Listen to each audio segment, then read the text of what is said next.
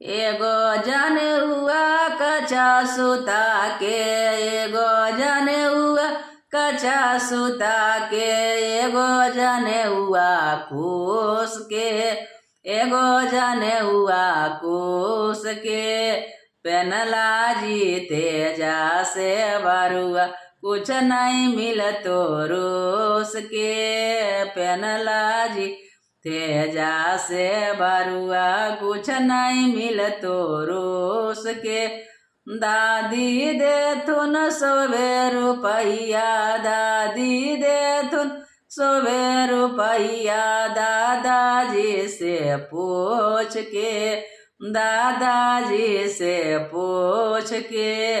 पेनला जी तेजा से बरुआ कुछ नहीं मिलतो रूस के, पेनला जी तेजा से बरुआ कुछ नहीं मिलतो रूस के।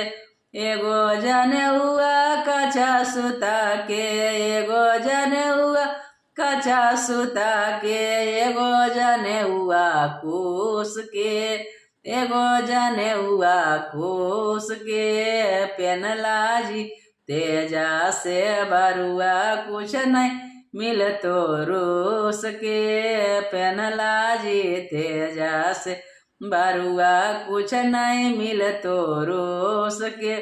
100 रुपया फुआ देथुन, 100 रुपया फुआ देथुन, फूफा जी से पूछ के, फूफा जी से पूछ के।